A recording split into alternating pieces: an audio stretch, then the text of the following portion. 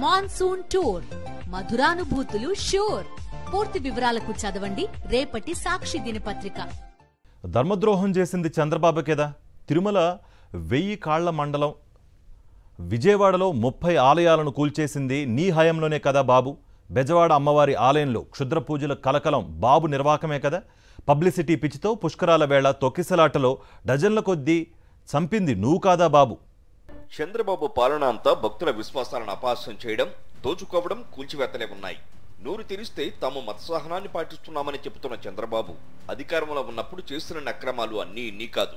తిరుమలలో 1472వ సంవత్సరంలో నిర్మించిన పురాతనమైన 1000 కాళ్ల మండపాన్ని 2003లో కూల్చివేసింది నాటి చంద్రబాబు ప్రభుత్వమే. గతంలో చంద్రబాబు హయాంలో విజయవాడ దుర్గగుడిలో క్షుద్ర పూజలు జరిగినట్లు ఆరోపణలు ఉన్నాయి. బెంజ్ సర్కిల్ పరిసరాల్లో దుర్గగుడికి చెందిన విలువైన బొమ్మలను చంద్రబాబు తన సన్నిహితుడి విద్యాసంస్థకు కారు చౌకగా కట్టబెట్టారు.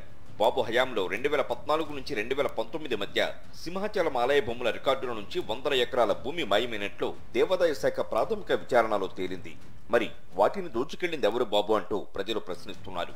విజయనగరంలో మెడికల్ కాలేజీ నిర్మాణం పేరుతో మన్సాస్ ట్రస్టుకు విశాఖ చుట్టుపక్కల ఉన్న విలువైన భూములను 2014లో చంద్రబాబు ప్రభుత్వం విక్రయించింది నిజం కాదా అంటూ ప్రజలు నిలదీస్తున్నారు. భూమి కనిపిస్తే చాలు రాబందుల్లా వాలిపోయే నైజం చంద్రబాబుదేనంటూ జనం మండిపడుతున్నారు.